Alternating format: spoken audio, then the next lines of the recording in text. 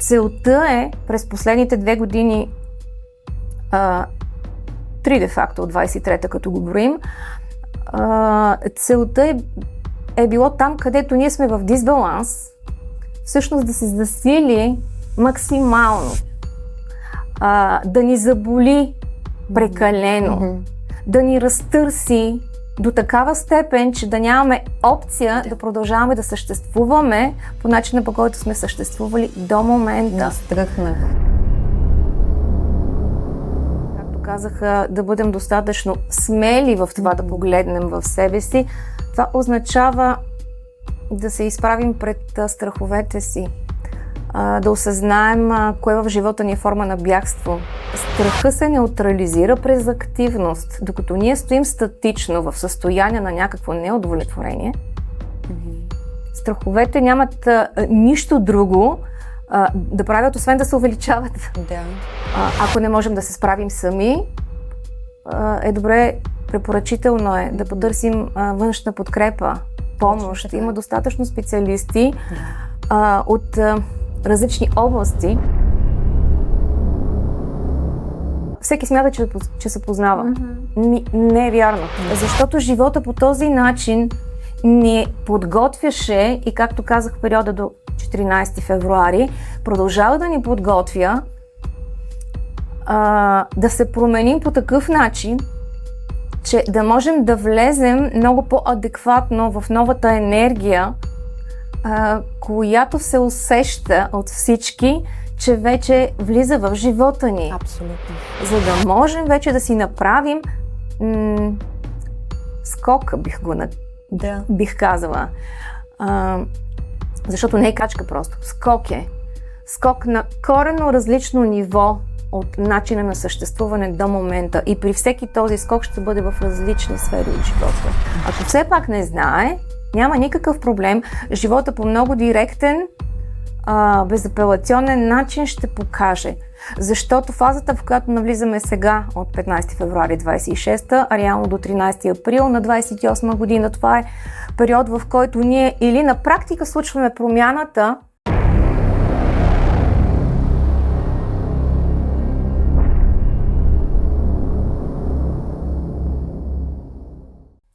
Добре дошли в Любов и съзнание с Габи и Рени. Днес съзнание ще разширяваме с една прекрасна гостенка, която е моят първи учител по астрология. Даниела Йорданова. Дани, тя е един различен астролог и астропсихолог, който не показва просто прогнози какво ще се случи и човекът само това да мисли какви събития го очакват, той да се фокусира само върху тях, а всъщност тя показва причинно-следствената връзка между това какво е нужно той да развива и това, което евентуално ще се случи, ако той развие дадените неща, дадените теми, които тя съответно му е превела на езика, от езика на звездите. Така че днес за вас Дани ще ни превежда езика на звездите. Здравей, Дани! Благодаря ти, че си наша гостенка. Здравейте, момичета! Здравей! Да, благодаря за поканата. Може ли да започнем от там, точно защото ти си един различен астролог, който вижда причинно-следствената връзка. Може ли да започнем от една обща картина, която да въведеш нашите зрители за причинно-следствената връзка в момента за тази година, т.е. как е било, какво е довело до нещата, които сега евентуално може да се случат в позитивен или не толкова позитивен човешки план. Всъщност това, което ни се случва днес и буквално, и в преносен план, то е вследствие на това, което сме правили вчера. На начина, по който сме се променили и като модел на мислене, и като поведение. В контекста на годината, в която влизаме, ще върна вас и зрителите ни малко назад, през 2020 година, когато де-факто започнаха по-глобалните енергийни промени. и те се отразиха глобално. COVID беше външната проява. Нали, това видяхме. Да. Но самия COVID с всичките негови последствия, както на външен план, така и като вътрешни преживявания и ситуации в живота на всеки човек, зададе теми, извади на повърхността проблематика. Хората усетиха много по-интензивно страховете си, дори извадиха на повърхността и неподозирани такива. Тоест по много по-директен и оголен начин се предполага, че можеха да се видят. Дали са го направили, вече е отделен въпрос. И ни връщам, нали, през този интервал от време, който де-факто е активен до 23-та година. Време, в което човек да усети къде са слабите му места, да усети кое го саботира в живота.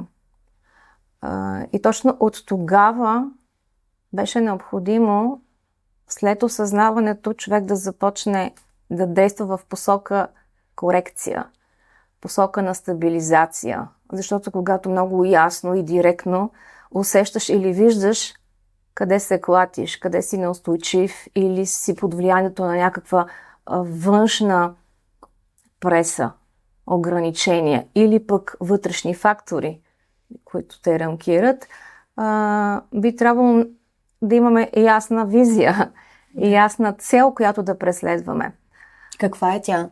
Тя би била да отработваме точно тези неща, така ли? Да изградим стабилност, ресурс в онези аспекти, в които сме се усетили разклатени. Да. И де-факто по-интензивно през последните 2 години, отчитано от март месец на 23-та година до сега 14 февруари на 26-та година, когато Сатурн излиза от Риби и влиза в Овен. Точно в този интервал се предполагаше хората да бъдат много по-откровени, много по-честни със себе си.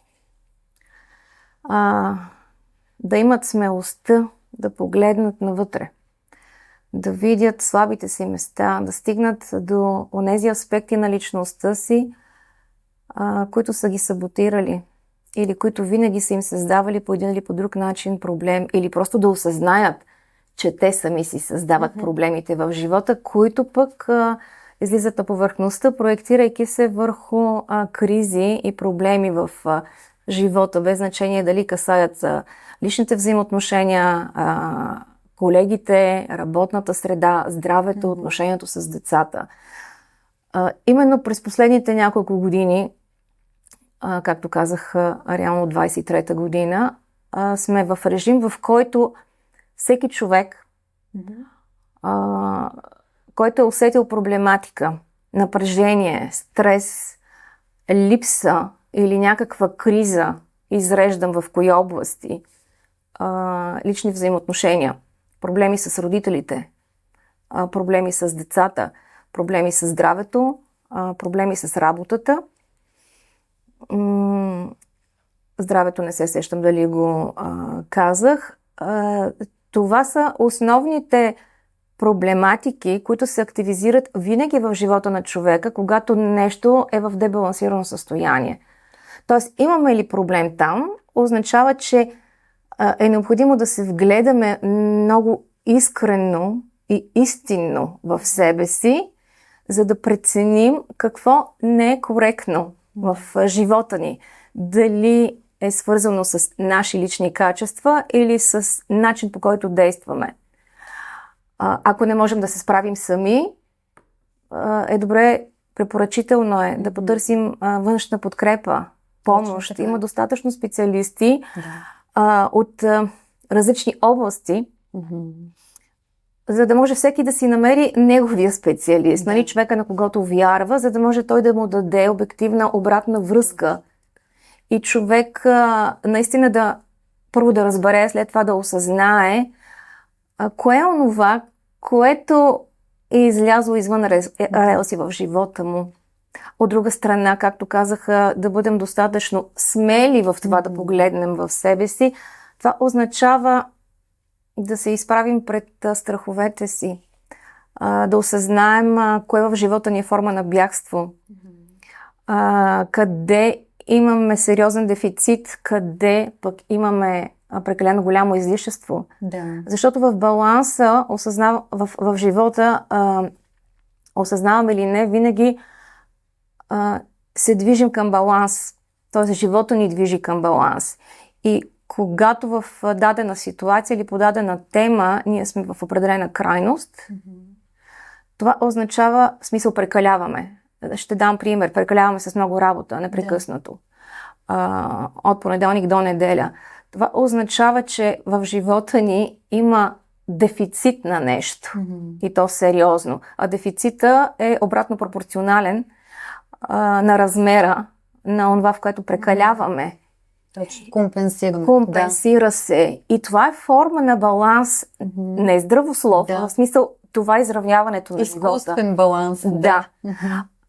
Целта е през последните 2 години, 3 де-факто от 23-та, като го броим, целта е било там, където ние сме в дисбаланс, всъщност да се засили максимално, да ни заболи прекалено, да ни разтърси до такава степен, че да нямаме опция да продължаваме да съществуваме по начина, по който сме съществували до момента. Настръхнах. Тоест, наистина трябва да се засили проблематиката до непоносимост, защото живота по този начин ни подготвяше и, както казах, в периода до 14 февруари, продължава да ни подготвя да се променим по такъв начин, че да можем да влезем много по-адекватно в новата енергия, която се усеща от всички, че вече влиза в живота ни. Абсолютно. Няма да можем да се приобщим към нея. Това е все едно ученик, който приключва с средното си образование. Има изключително много пропуски. И институцията в лицето на преподавателите, образователната институция или на родителите пред последната година става свръхрестриктивна. Да. За да може принудително да създаде ситуация, през която да натисне максимално детето си, за да може то да положи нужните усилия, през които вече като резултат да си позволи да продължи по много по-лек, спокоен, и бих казал, имащ бъдеще и перспектива начин на живеене. Това се случва през последните 3 години. Тоест и през лични преживявания, и през основно работата ми с клиентите, близки и познати, много добре виждам, че кризите през последните няколко години се увеличиха максимално. Тоест толкова изгъстена енергията, че тя е непоносима. Много добре знаем, че преди изгрев е най-тъмно. В момента сме точно в такъв преходен период.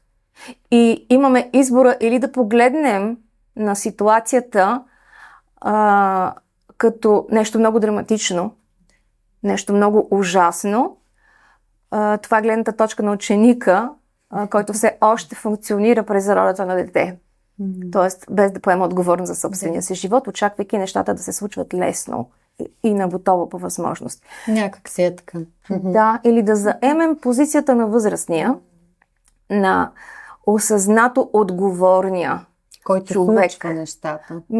Който разбира, че онова, което му се случва или не му се случва, е в резултат на неговите действия или бездействия.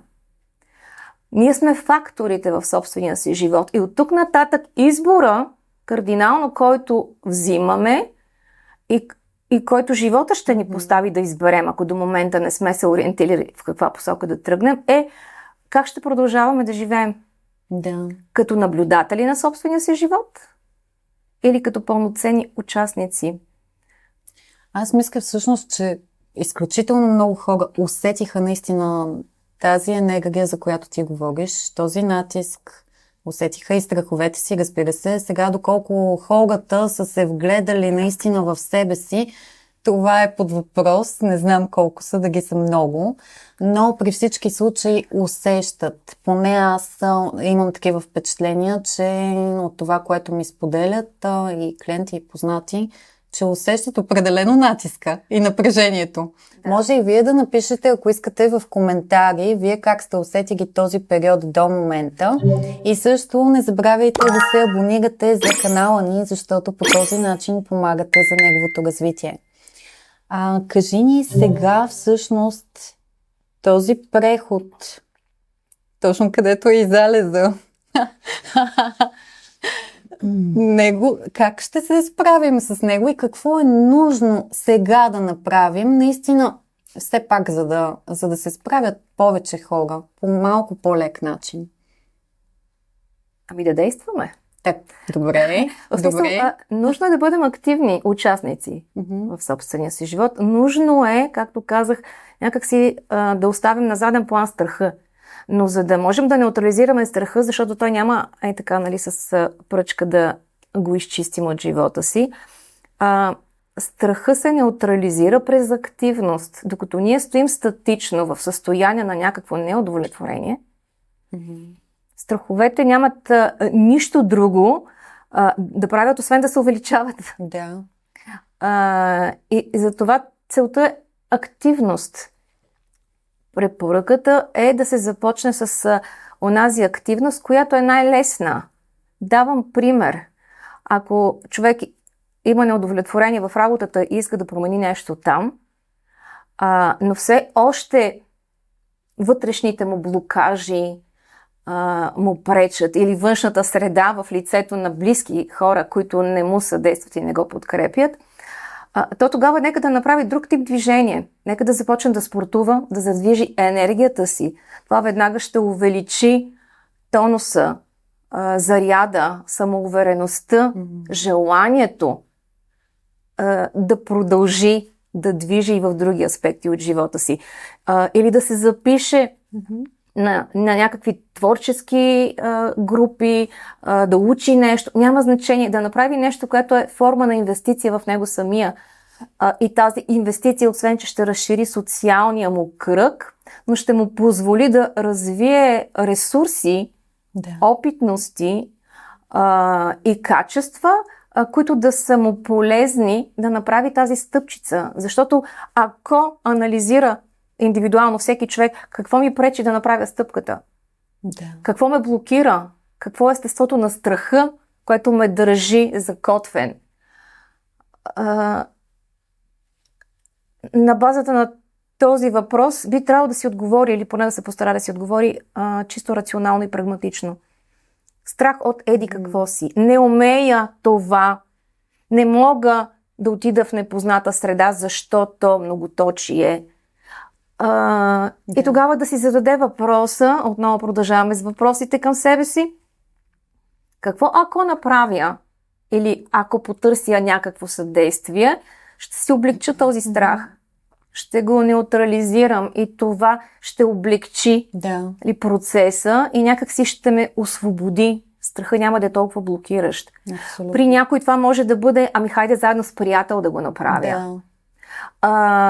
Да имам нещо познато. Тоест, нека всеки да си намери, да се опита да си намери нещо, което го кара да се чувства по-спокоен. Да, като някаква мъничка. Лека патеричка, но тя няма деструктивно влияние. Тя е само до момента, до който ми е щупен кръка. И можеш вече и се раздвижвам. Да поемеш. За някакъв период от време, въпросът е, че аз правя стъпките през тази патеричка, не стоя на едно място. Зоната си на комфорт, нали, както? Снощи наблюдавах на ледената парзалка. За пръв път видях, аз ги нарекох проходилки, но хората, които не могат да карат кънки, вместо да падат непрекъснато, те имаха много странни неща, които държаха. Които се държат, да не паднат. Не бях виждала такива, беше много интересно. Такова нещо ни трябва, т.е. ние държим тази опора, тя ни кара да се чувстваме стабилни, в това да правим крачки, в които не се чувстваме уверени. И така стъпка по стъпка, с търпение, постоянство и упоритост, качества, които е необходимо тази и следващата година да ги развием и да ги интегрираме, ако до момента не сме ги използвали ефективно, за да можем всъщност да постигнем резултатите, които наистина ще ни стабилизират и ще ни направят устойчиви, за да можем вече да си направим скока, бих казала. Защото не е крачка просто. Скок е. Скок на коренно различно ниво от начина на съществуване до момента. И при всеки този скок ще бъде в различни сфери от живота. Всеки си знае къде иска да направи промяна, какво му липсва в живота, къде има проблеми, а пък ако не знае, аз хубаво обобщих, ако все пак не знае, няма никакъв проблем. Живота по много директен, безапелационен начин ще покаже. Защото фазата, в която навлизаме сега от 15 февруари 26, а реално до 13 април на 28 година, това е период, в който ние или на практика случваме промяната в живота си и в себе си, която сме осъзнали през изминалите няколко години, че ни е необходима. Защото сме се разклатили.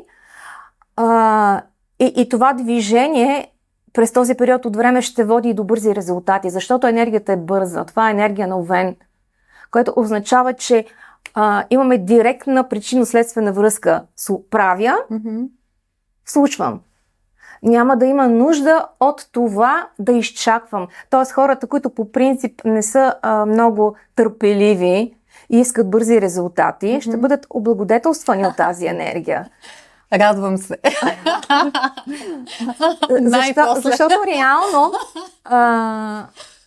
ще има наистина бързо резултати, което пък означава, че хората, които не знаят точно на къде да вървят и какво да правят, в момента, в който направят крачката, тъй като подчертах по-рано, че е задължително просто да се правят крачки. Да. Дори да не знам на къде точно искам да вървя, върви на някъде. И докато върви човек, много бързо, заради бързата енергия, ще вижда промяна в себе си или просто много бързо ще стига до изясняване. Не, това не ми харесва. Или да, това е страхотно. Или много бързо ще получава директна обратна връзка от средата и от хората около него. Тоест ние можем много лесно да се саморегулираме и да коригираме или посоката, или начините си. Защото някакси средата ще ни съдейства. Сега аз го наричам съдействие, друг ще каже съпротива. Да. Нали? От моя гледна точка е съдействие. Защото ако... Има отношение към нас. Нали? Защото ако нещо не е коректно за мен, а го казвам по този начин, защото имам абсолютно доверие на живота и на това, което ми предлага. Така че ако аз правя крачки и удрям на камък, или срещу мен има блокаж, няма проблем. Или не съм готова за това, или това не е моята посока, което означава спирам и насочвам погледа си в друга посока, за която в момента съм наясно. Докато вървя в другата посока, случвам себе си, променям се и реализирам някакви резултати, аз ще постигна постепенно яснота в другото, което е създало някакъв блокаж. И тогава ще имам и вътрешното спокойствие и лекота. Да, не е за мен. Или да, ето, отвори се, освободи се. Защо толкова хора днес се чувстват така изгубени? Ами защото не са се намерили. Да, така е, Емилия. Няма да е зле да започнат да се намерят, но наистина. Хората просто не се познават. Обобщавам, не обичам обобщенията, като цяло е много ясно, че има хора и хора.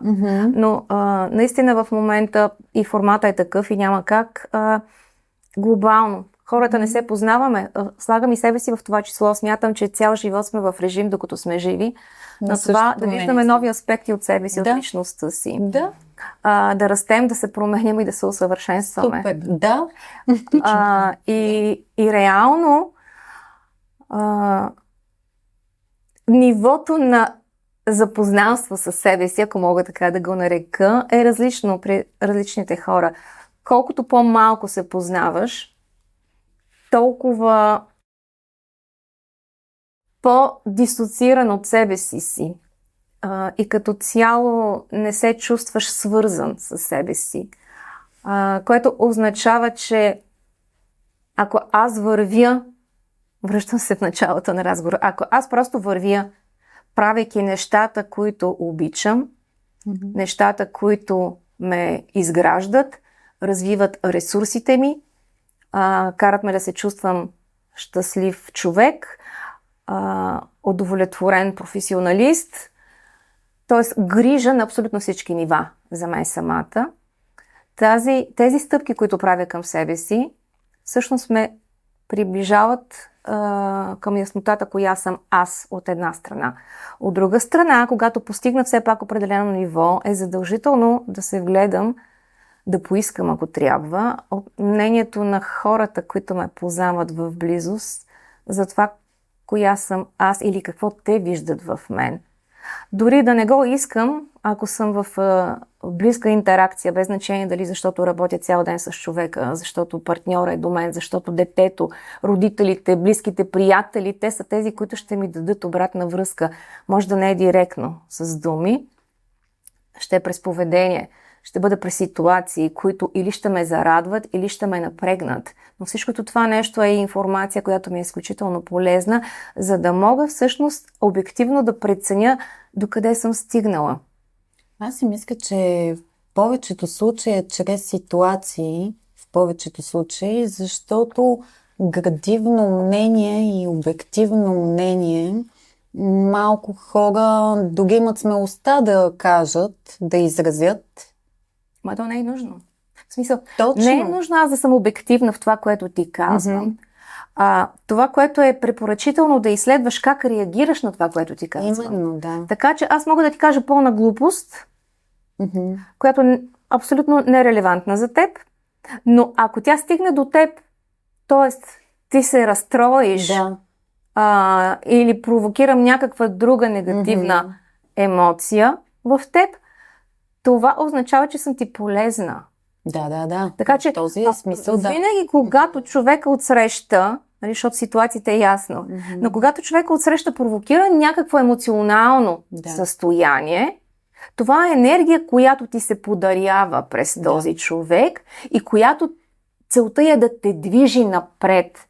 Проблема е, че в повечето случаи ние не я използваме тази енергия на негативната емоция, капсулираме си я и тя така или иначе капсулирана, а продължава да работи и да създава проблематика или на човека, който я изпитва, на мен, примерно, или ако съм по-екстровертна, ще извада на повърхността и да му мислят хората, които са в близкото ми обкръжение. Общо взето е доста деструктивна енергия. Така че или ме разболява, или аз разболявам другите хора. Буквално и преносно. Абсолютно, да. Защо желанието да помагаме понякога вреди на нас и на хората около нас?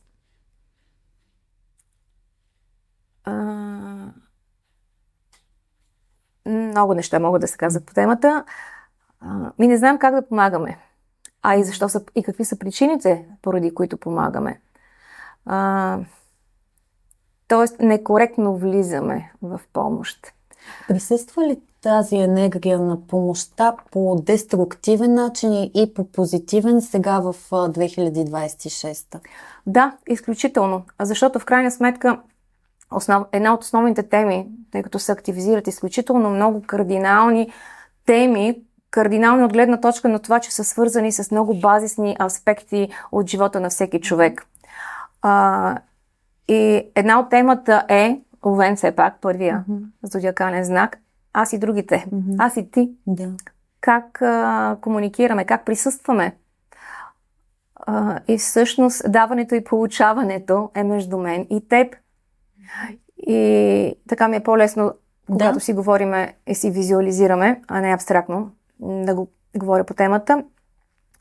Ако всъщност аз много настоявам да ти дам нещо, а ти не си готова да го вземеш, или просто това не е твоето нещо, но аз го правя, аз съм агресивна. В смисъл, директно агресирам върху теб, което означава, че по някакъв начин ти трябва да извадиш също агресивна енергия. Ако не извадиш такава, тя ще остане в теб и ще я проявиш на повърхността по различен начин. Другото нещо, което също е важно, представи си, че си ми дете или пък човек, за когото отговарям през работата си или поради някаква друга причина. Мога да съм ти учител. Да. И си? Реално всъщност човека, който е в ситуация да умее в определени аспекти от живота повече неща от човека от среща, се предполага, че е необходимо да прецени какво ще подаде като информация, как ще го подаде и дали това, което което ще направи, ще е полезно или ще навреди. Което означава, че аз трябва да имам първо отговорността да предлагам ресурс, който съм развила. Второ, да осъзнавам отговорността, че трябва да те познавам. Коя си ти, каква си ти, от какво се нуждаеш или какво би приработило при теб, защото много сте ми удобни двечките. Ако примерно,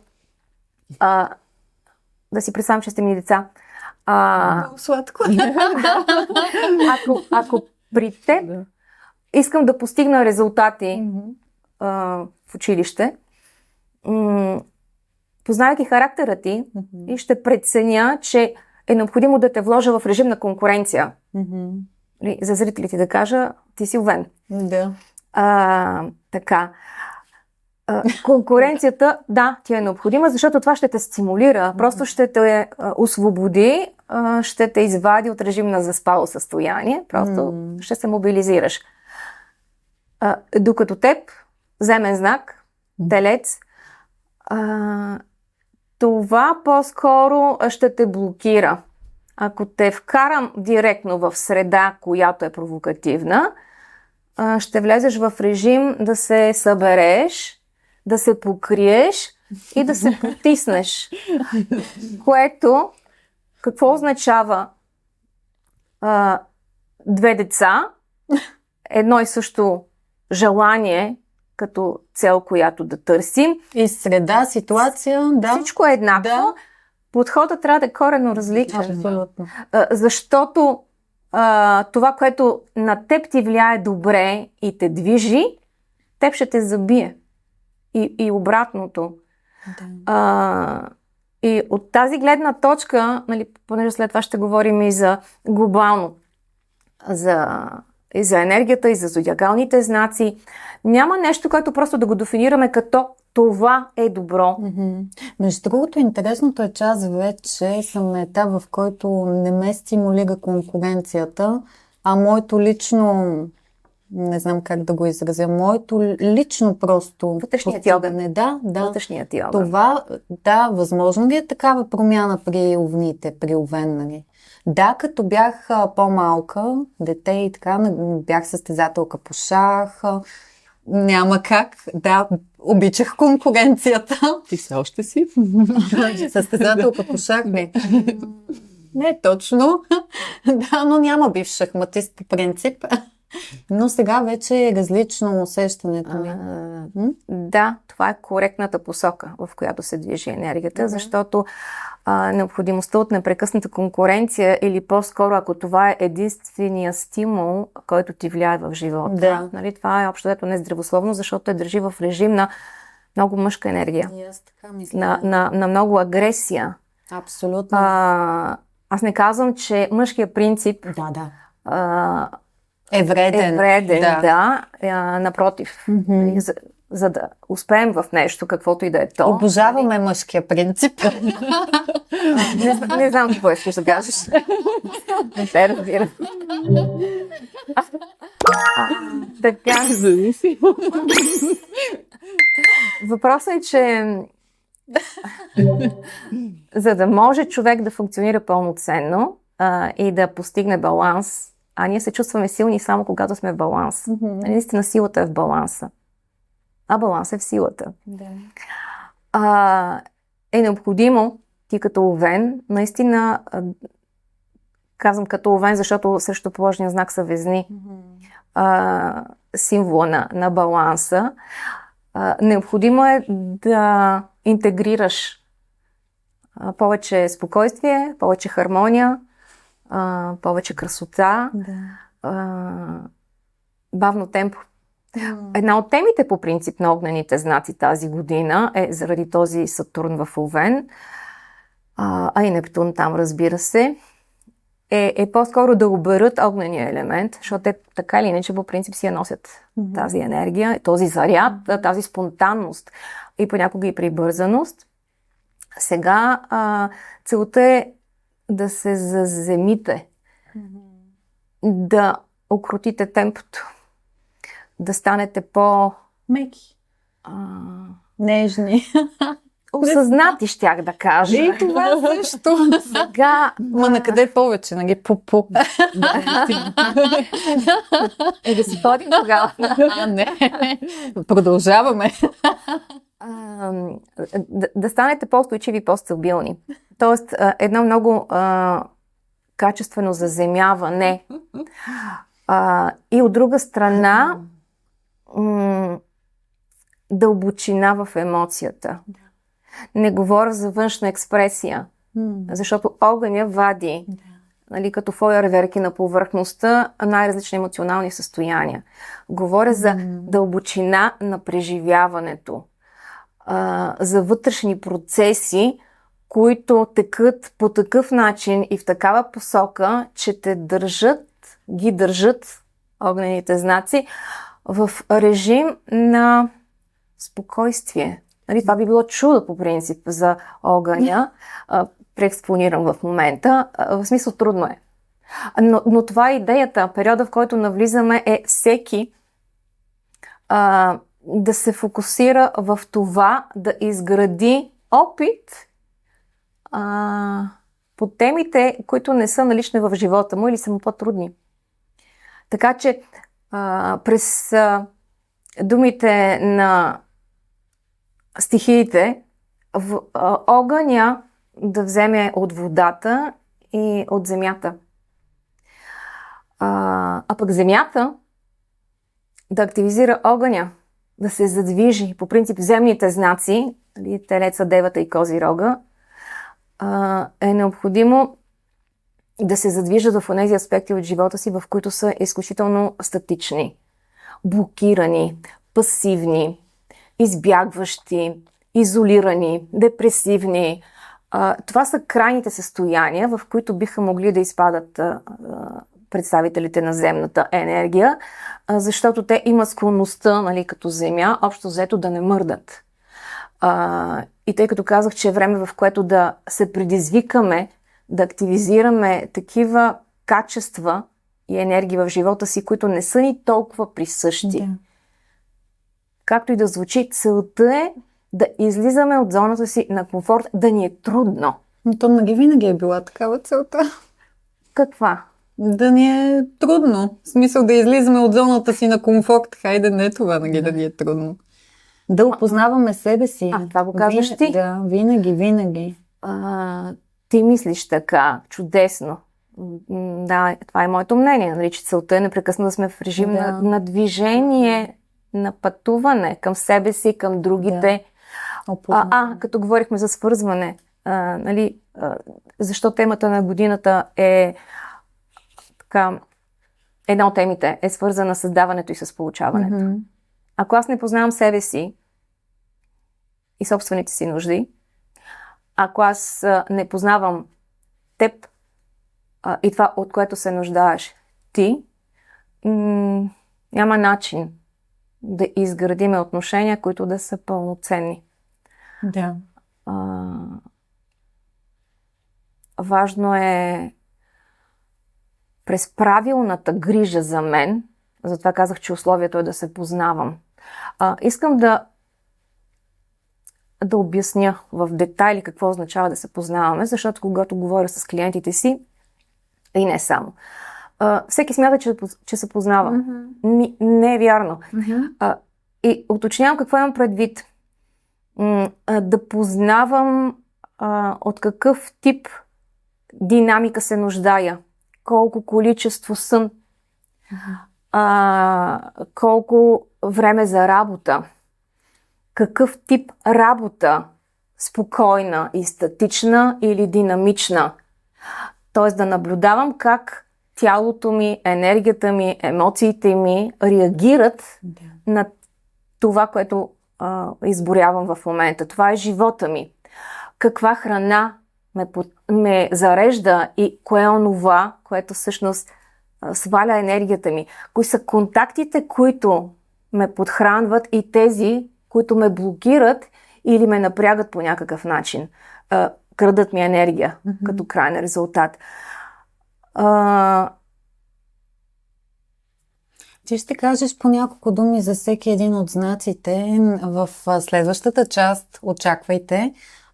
Но може ли за Зодия Овен, Зодия Телец и нашия прекрасен оператор Зодия Везни, може ли да споменеш ние, представителите на тези зодии, така как бихме се чувствали хем по-добре, обаче пък и да продължаваме и развитието си. Не само добре да се чувстваме. Добре, така ще да кажа, хайде да не търсим да сме много добре. Да. Под много добре имам предвид хората, обикновено припознават, че са много добре в това, че им е приятно, спокойно, всичко си е познато. Да, точно.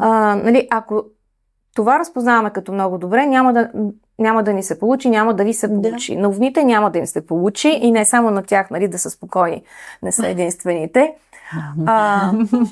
Като цяло, овните до голяма степен са в режим, в който да преценят, сега да кажа, да преценят как присъстват в собствения си живот и по какъв начин влияят на хората, с които комуникират. Тоест, в зависимост от отговора на този въпрос, горе-долу се задава и посоката на случване на нещата в живота през настоящата година. Тоест, ако ти си зададеш въпроса доколко си поела необходимата отговорност за това да се чувстваш добре, каквото и означава това за теб, по какъв начин присъстваш в живота си и се грижиш за потребностите, които се предполага да познаваш, съответно, доколко по такъв пълноценен начин присъстваш и влияеш на хората в близкото си обкръжение. Полезна ли си им или им създаваш някаква форма на стрес и на напрежение?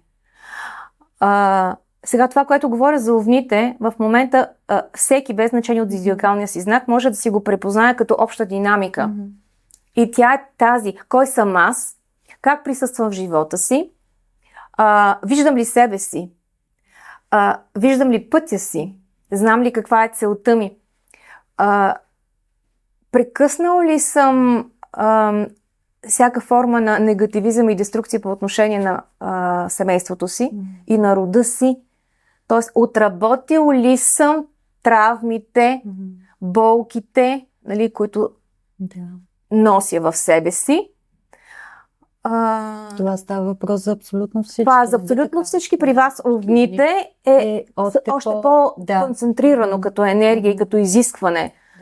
Тоест, вие наистина сте притиснати в тази посока. Да освобождавате миналото и да вървите в посока напред, което означава радикални промени в живота. Абсолютно. И те би трябвало да се отразят на кариерата, на личната самооценка, на местоживеенето и не на последно място на личните взаимоотношения. Така че препоръката като цяло за овните е, в зависимост от етапа, на който се намират, ако човек все още е фокусиран върху това да обслужва себе си и собствените си потребности, т.е. има теми, които болят и тежат, това означава да се търси съдействие и подкрепа от правилните личности, за да може овена да усети по-голяма сила и устойчивост в себе си и да направи крачката в посока напред и да прекъсне онова, което е деструктивно. Въпросната патерица. Да. Моментна. Да. И тя се сменя. В смисъл, хората или пък помощта отвън може да бъде различна спрямо това, което е необходимо.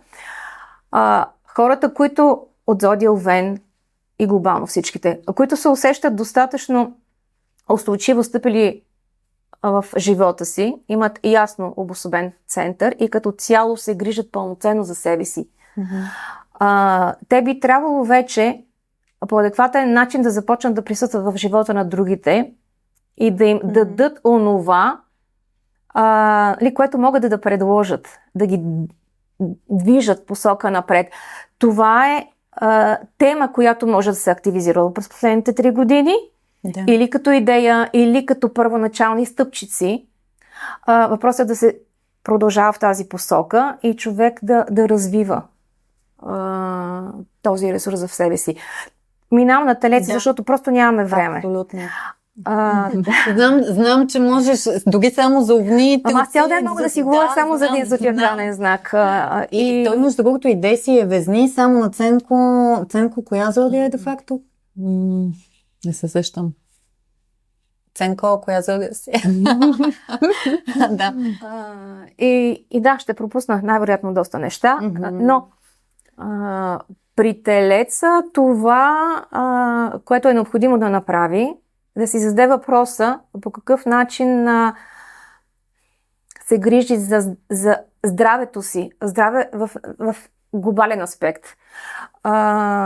Защото това е енергийното, емоционалното, финансовото състояние, материалното такова. Доколко се чувстват удовлетворени от начина, по който успяват да се погрижат за себе си. Има ли неща, наистина, които липсват в живота и какви са страховете и слабостите. Тоест, Телеца като цяло, както казах, земните зодии е необходимо да се раздвижат. Сериозното раздвижване би трябвало да се активизира в посока на конкретно смяна на работа или промяна на работата вътре в самата работа. Тоест, ако работата сама по себе си като идея харесва посоката, но начинът, по който се случват нещата или мястото и локацията, необходимо е да се смени работата. От друга страна, чисто емоционалното състояние на телците е слабо място, ако са пасивни, отлагат и изчакват. Тоест, това е време, в което някак си да усетят мощната енергия, защото наистина живота в момента им дава тласък. Енергиен тласък може да е наистина като принуда. А принудата би дошла като болка или като неудовлетворение от институцията. Институцията може да е родител, може да бъде човешки фактор, който е така уважаващ. Но принудата ще дойде отвън като някаква криза, за да доведе за сериозно раздвижване и бих казала, че точно сега през април месец, от 10 април до 18 май е времето, в което Телеца да вложи най-много усилия в посока на промяната, която съзнателно иска да случи, за да може след това вече, като подарък за рождения ден малко, от 19 май до 28 юни е времето, в което стъпката да се предприеме. На практика, случвам го, скачам в новото. Така че телците ми седят малко в уединение. Това е като времето, в което се подготвям да се засиля, за да скоча. И не бива по никакъв начин да отлагаш тази подготовка. Отлагането на подготовката ще забива телците в посока надолу. Енергийно, физически, емоционално, общо взето не биха се чувствали добре. Съответно биха могли да увеличават страховете, съмненията, които носят в себе си. И да се прехвърлим на везните. Везните до голяма степен ще усетят енергията на годината. Да кажа, че по този начин ще бъде и 27 година, т.е. до пролета на 28 година сме в такъв режим. Но и овните, и везните са в, както и всички останали кардинални знаци. Козирог и рак имат доста кардинални промени в живота. Нови решения, нови избори, които се предполага да правят. И тук вече онова, което е необходимо да се прецени, темата за даването и получаването. Доколко прекалявам с това, което давам на другите хора и по този начин ощетявам себе си, или обратното, дали пък през начина, по който присъствам в живота на другите, ги ощетявам и по някакъв начин им вредя. И в зависимост от конкретната динамика, вече посоката е следната.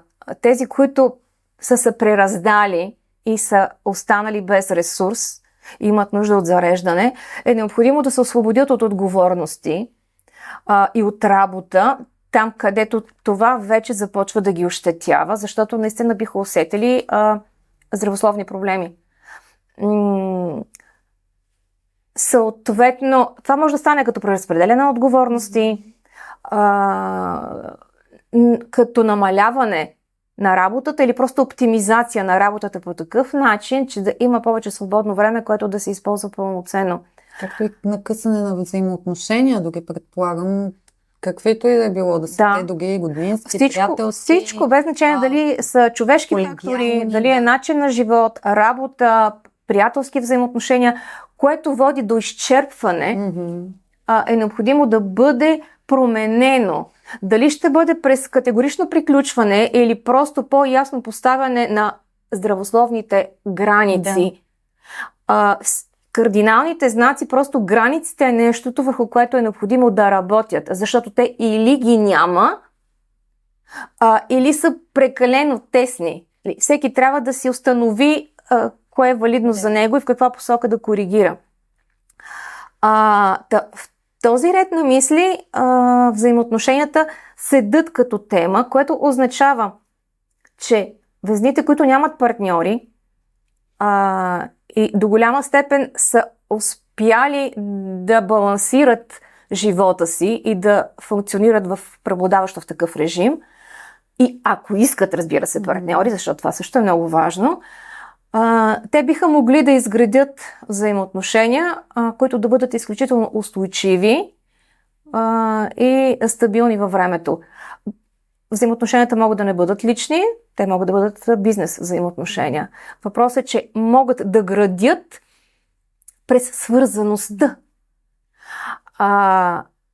Това са везните, които са се свързали вече със себе си. Везните, които не са, те би трябвало да останат насаме със себе си. Да останат сами, без значение дали съзнателно или принудително, за да могат всъщност да инвестират време, усилие и правилно отношение към това да изграждат себе си и живота си по различен начин от до моментния. Ако не знаят какъв е, аз мисля, че външните обстоятелства горе-долу ще ги поставят в такъв режим. Предизвикателството, което биха могли да усетят. Така че везните ще получават много директна обратна връзка дали вървят в коректната за тях посока през това, което виждат като промяна на работното си място, чисто институционално. Тоест в момента, в който там усеща подкрепа, добри възможности. Под работно място обаче имам предвид и като поемане на ангажименти и отговорности към дете, или децата имат определени институционални успехи, или просто получават предложение за брак. Тоест, върват в посока на промяна на статута си по един или по друг начин. Професионално, лично, житейски. Когато усещат такъв тип положителна подкрепа, това е гаранция за тях, че те всъщност са си свършили добре работата и се менажират пълноценно. Те биха могли да имат наистина страхотен успех и много добри резултати в новото, което изграждат. Както казах, без значение дали е в личен или професионален план. Децата също съдат като така хубава тема за добри изживявания. Това ще се усети вече от лятото нататък, т.е. от юли де-факто до юли следващата година, в рамките на една година, има разцвет и много добри възможности. Могат да изградят и нещо свое и самостоятелно. Но везните, които не си вършат работата и общо взето бягат от себе си, всъщност биха могли точно през тези области, в които казах, че биха могли да имат положителни резултати, да усетят обратното. Загуба, липса на перспектива, ограничаваща енергия, която им позволява да преминат границите, в които функционират в момента и ги дърпа де-факто назад. Дани, може ли няколко думи и за Козирог, понеже и другият ни колега е пък и Козирог, де си разбрахме, че е Везни, но Ценко е Козирог, да видим и за него и изобщо за представителите на Козирог. И, скъпи зрители, очаквайте втората част на този вълнуващ разговор, който не е просто прогноза, както виждате. То е подготовка и е осъзнаване за вашите избори и тези ваши избори до какво ще доведат. Тук сте, трима представители на кардиналните знаци. Ще се наблюдават отстрани как се променяте. Козирозите като цяло, те са още по-проблематични от Везните от гледна точка на това, че биха могли прекалено много да влизат в режим на присъствие, подкрепа и помощ за другите. Много ми е важно да обърна внимание и да знаят на какво стъпват козирозите, на това, което са преживели през последните 2 години и половина, 3. Ако са имали проблеми, които са свързани по някакъв начин с здравето или с отношенията, но преди всичко със здравето, т.е. бълкови процеси или просто страх, който да са усетили в тази посока, това означава, че тотално са загубили баланса и са в режим на ощетяване на самите себе си. Основната идея при тях е да правя препратка към Везните, защото при тях е идентично. Да спрат да се грижат за другите. Да оставят другите да се грижат сами за себе си. Защото много често, като се връщам за предишния въпрос, даването и получаването. Даването, грижата, много често несъзнателно е и вследствие на това, че по този начин бягам от отговорността към себе си. Много ми е лесно да те подкрепя теб, да присъствам в твоите проблеми, да ти давам информация или подкрепа как да се справиш с тях. И докато го случвам това нещо, аз всъщност съвсем така спокойно мога да се оправдая, че нямам време да ги правя всичките неща, които са добри за мен. Така че Везните и още повече Козирога е необходимо да спрат да се оправдават с това, че някой има нужда от тяхната помощ и съдействие. Или че дават. Да спрат да се оправдават. Аз давам това и това. Именно, да спрат да дават, защото Козирозите, включително и останалите 2 земни знака, Телеца не чак толкова, но да кажем Девата, начинът по който дават може да бъде изключително деструктивен. Защото всъщност, не знаейки как да се грижат за себе си, или имайки много, как да кажа, фиксирана визия за това как да се случват нещата и как да подкрепят. Те си следват тази линия на поведение, не се променят, прекаляват с това, което дават и правят хората около себе си слаби и зависими. Което пък, разбира се, води до проблеми в последствие. Основната идея при Козирога и промяна е свързана с възможността да изградат нещо ново, да поставят фундамент при някой, защото много зависи от етапа, на който се намира всеки зодиакален знак, от годините, от опита, от конкретните нужди. Но то е поставяне на основи. Все едно градат къща. При някой може да буквално. Но инвестирам в бъдещето си. Някои могат да създадат семейство. Нали, при други могат да се родят деца. А при трети могат да се отделят от родителите си. Нали? Отделям се от родителите си, поемам самостоятелно в посока напред и като цяло имам възможността наистина да получавам само положителна подкрепа и съдействие от външната среда. Така че при Козирога има много силни трансформиращи събития, положителни, когато те се фокусират върху себе си, променят начина си на живот и навиците си. Тук при тях задължителното е навиците да се променят. Дали ще бъде спорт, движение, изкуство, промяна на социалните контакти, абсолютно задължително. Тоест, ако до момента живота е бил прекалено изолиран и уединен, е необходимо да се търси съзнателна социализация по един или по друг начин. И обратното, ако Козирога до момента е бил в режим на тотална разпиляност и много динамика, е необходимо да се фокусират, да се оберат и да се вгледат повече в себе си. Благодарим. Подкрепете ни, като се абонирате за канала ни. Дани, един бързичък въпрос. Добре. Малко да е бърз. По-бърз. Какво ще кажеш? Успешен може ли да бъде един екип, който се състои от 4 кардинални и един фиксиран знак?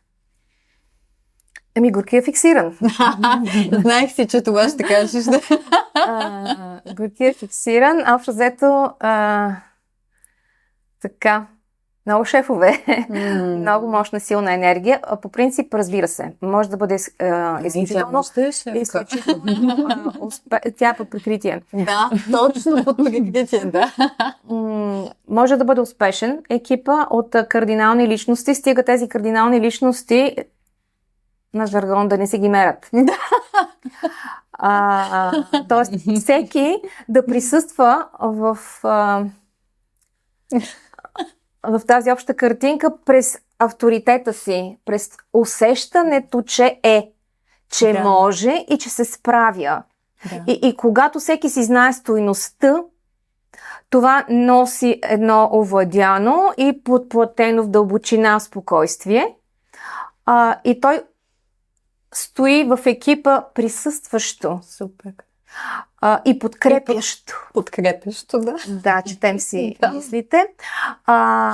И обратното, ако някой от тези тримата има проблем с самооценката си, без значение дали тя е подплатена или не е, в смисъл дали обективна или не е, ще има съзнателната или несъзнателна склонност да доминира и да се опитва да се налага.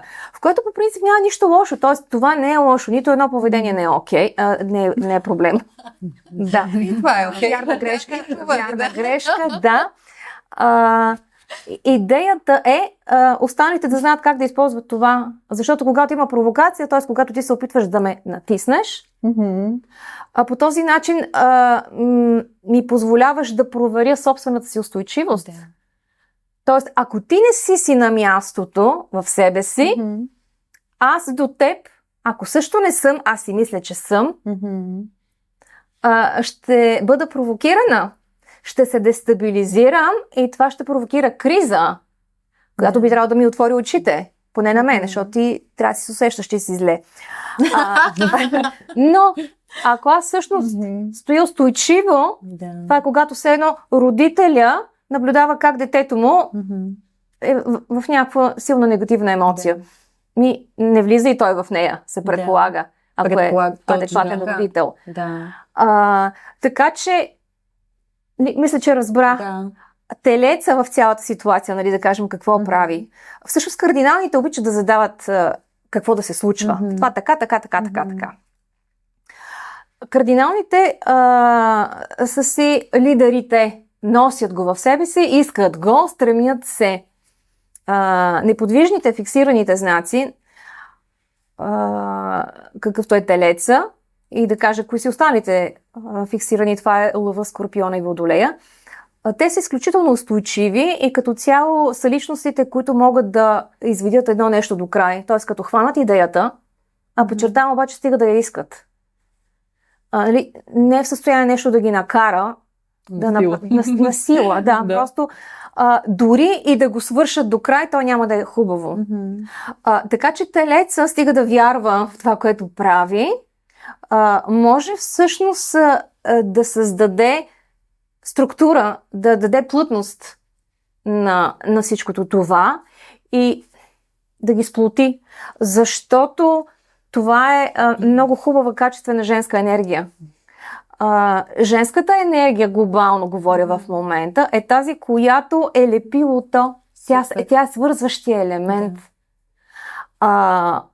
Огъня и везната, в смисъл Овена и везната, са мъжка енергия. И като цяло, без сплотяващия елемент, замислих се, защото ми е много удобно. Генерално темата на тази година и на следващата е свързана с баланс между мъжко и женско. В буквален смисъл да кажем мъжа и жената. За да има стабилно и устойчиво лепило между хората, без значение дали в професионален, в личен или всякакъв друг аспект, това може да се случи само през пълноценната изява и в двете страни на женската енергия.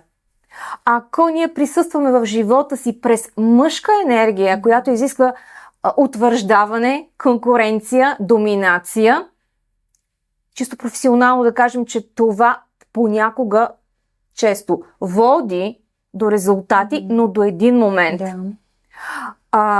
Но в личен план, ако нямаме свързващия елемент наистина на пълноценната женска енергия, любов, топлина, съпричастност, разбиране, емпатия, присъствие, тогава всъщност връзки и взаимоотношения са невъзможни. Женската енергия е тази, която лекува. Така че си имате представител на енергия, която може да стабилизира и да излекува или просто през нея да усетите проблема. Тоест, ти искаш да кажеш? Искам да кажа, че енергията на неподвижните знаци с поведението си, без значение дали е директно или е индиректно, само като присъствие, но енергията, която излучват е такава, че тя сгъстява и увеличава напрежението там, където то по принцип е налично, в останалите. Така че те са като камъчето в обувката, духа в бутилката. Много са, не всичките, ще да кажа, че са много обрани. Сега лъва няма да го сложа там, но скорпиона и талеца, защото говорим и за талеца, те са много по-завуалирани, много по-обрани, но много по-интензивно като енергия активизират процесите в останалите хора. Не е необходимо това да се усеща в смисъл да разбирам как ми влияеш. Необходимо е човек все пак да бъде чувствителен и да усеща на тази честота енергията и вибрациите, но при всички положения ще ми е ясно, че или ме караш да се чувствам добре, или не ми е окей. Или ме успокояваш, или ме напрягаш. Да. Това е за всички фиксирани. Доколкото разбрах, меренето за всички хора, като цяло тази година, ако има такова, то това би означавало, че някъде стои проблем, травма, комплекс, както и да го наречем, върху който човек е добре да обърне внимание от една страна, от друга страна взаимовръзките, взаимопомощта, обаче тази здравата взаимност, тя да се засилва. Женската енергия, че ще е сплотяваща, точно чрез емпатията, именно тези взаимовръзки да са разбиращи. Не, няма да отговоря с едно изречение на това нещо. Защото хората, които все още имат необходимост да се утвърдят и са в етап от живота си, в който имат нужда от успехи, там е необходимо да се активизира мъжката енергия, пробивната енергия. Конкуренцията там е задължителна и хубаво съзнателно да се търси. Това е двигател, който ги движи в посока нагоре, там където е пътя им.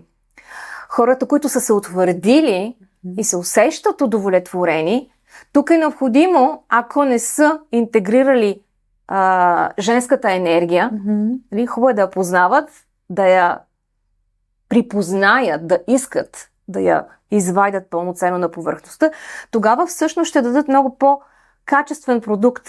Тоест, ще могат да изведат себе си на друго ниво в живота си, без значение дали говорим професионално, в личен план или в някакъв друг аспект, който е важен. Хората, които са изцяло в женска енергия, но тя, когато е само женската активизирана, това е много пасивна енергия. Ще те ползвам за пример, извинявай, нали, като представител на женска енергия. Но женската енергия, когато е свръхактивизирана, говоря негативния аспект на женската енергия, тя е много мързелива. Това е пасивност. Това е отлагане, бягство. Така че онези личности, които прекалено много присъстват в женска енергия, и тук не говоря за полове, женска енергия, е необходимо да минат в другата крайност и да активизират мъжката енергия. Така че ще го обобща последния начин. Хубаво е всеки да може качествено да прецени, ако не да ползва обади се на приятел, да прецени доколко е в баланс с мъжка и женска енергия. Ако има залитане в едната посока, нека да залитне като препоръка поне за половин година в другата посока.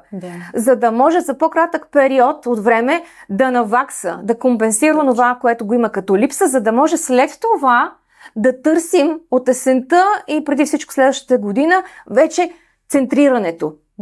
И за другата крайност е валидно същото. Така че при всеки е различно. Няма как, нали, да е еднаква енергията.